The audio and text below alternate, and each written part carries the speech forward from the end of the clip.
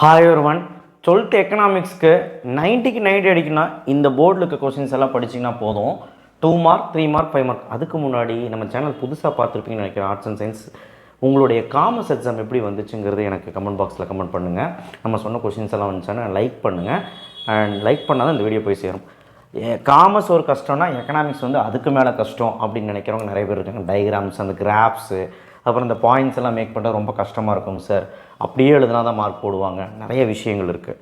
அதே மாதிரி எக்கனாமிக்ஸில் 5 மார்க்ஸ் என்னமோ அது எடுத்து பார்க்கும்போது லெசன்ஸ் என்னமோ கம்மி தான். 5 மார்க்ஸ் பார்க்கும்போது பெருசாக இருக்கும். 2 மார்க் 3 மார்க்கு ஒரு லெசனுக்கு 8 10 இருக்குது.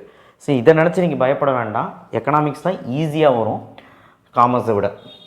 சரிங்களா? கஷ்டமாக வந்தாலும் எழுதிடலாம். ஓகேவா? இப்போ நான் இந்த போர்டில் ஒரு 10 to 15 5 மார்க்ஸ் கொடுத்துருப்பேன்.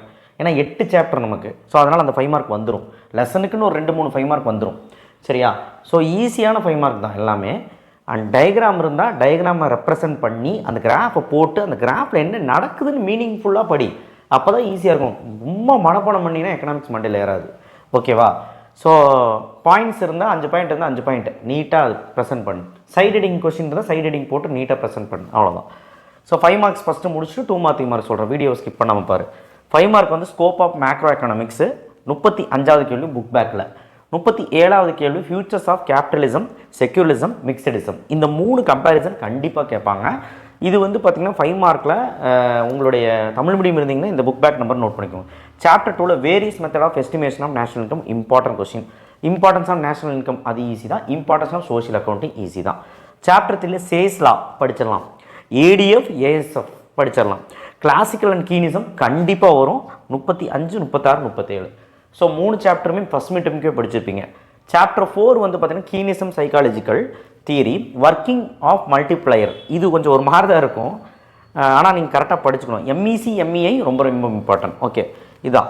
சாப்டர் 5ல் Fisher's quantity theory, phase of trade cycle ரொம்ப இம்பார்ட்டன்ட். இந்த சாப்டர் நிறைய கொஸ்டின்ஸ் இருக்குது, ஆனால் நான் கம்மி பண்ணி கொடுத்துருக்கேன். சாப்டர் 6ல் role of commercial bank, functions of reserve bank. இதுலேயும் ஃபங்க்ஷன்ஸ் ஆஃப் கொமர்ஷியல் பேங்க்குன்னு ஒன்று இருக்குது, அதுவும் வரும்.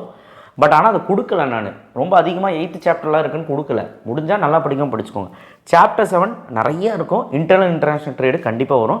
Types of terms of trade, types of disequilibrium, advantage of foreign directive invest. So 35, 38, 40, 42. Chapter 8ல் அப்ஜெக்டிவ்ஸ் ஐஎம்எஃப் ஈஸி தான். Function of world bank, role of WTO, சாருக்கு பிரிக்ஸை பற்றி எழுத சொல்லியிருக்காங்க. நான் என்ன சொல்லுவேன்னா சாப்டர் 8லையும் 7லையும் கண்டிப்பாக இதில் ஒரு கொஸ்டின் இந்த ஒரு கொஸ்டின் வந்துடும். ஸோ அதனால் நான் என்ன சொல்கிறேன், ஒரு கொஸ்டின் 2 கொஸ்டின் கூட வர வாய்ப்பு இருக்குது. இதுலேருந்து 3 கொஸ்டின் வர வாய்ப்பு இருக்குது. ஸோ அதனால் இந்த 2 சாப்டருமே நான் என்ன கொடுத்துருக்கணும் அது படிச்சிருங்க.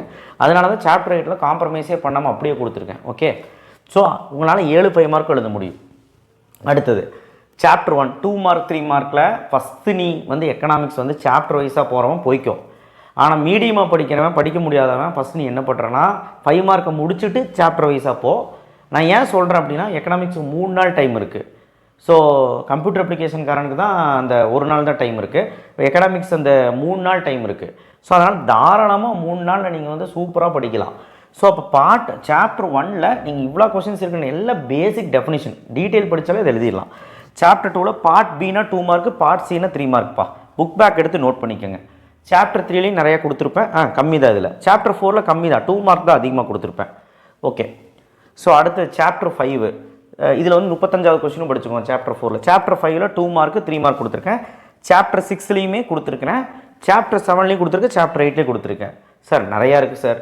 நான் என்ன சொல்கிறேன்னா நீ டீட்டெயில் படிக்கும் போதே அதில் டெஃபினேஷனு, டெக்னிக்கல் டேர்ம்ஸு, டிஃப்ரென்ஸு எல்லாமே அதிலே வந்துடும். அதனால் டீட்டெயில் படித்து இது படிக்கிறதுக்கு ஈஸியாக இருக்கும். உனக்கு உனக்கே தெரியும். ஸோ அதனால் காமர்ஸ் மாதிரியாக தான் இதுவும். ஸோ டீட்டெயில் படித்து இது படிக்கும்போது உனக்கு தெளிவாக இருக்கும். அப்படி உனக்கு ரொம்ப கஷ்டமாக இருந்தால் 2 மார்க் 3 மார்க் நீ என்ன பண்ணுறேன்னா ஃபஸ்ட்டு 4 சாப்டர் படிச்சுட்டு கடைசி 2 சாப்டரோடது படிச்சுக்க. ஏதாவது 2 சாப்டர் விட்டுருன்னு சொல்ல வரேன். முடியாதவன் இவ்வளோ தான் பண்ண முடியும் தவிர இதில் கம்மி பண்ணு அதில் கம்மி பண்ணுன்னா மாட்டிக்குவேன்.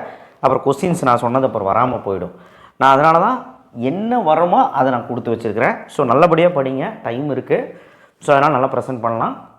காமர்ஸ் எப்படி இருந்துச்சுன்னு மீண்டும் சொல்லுங்கள். தேங்க்யூ.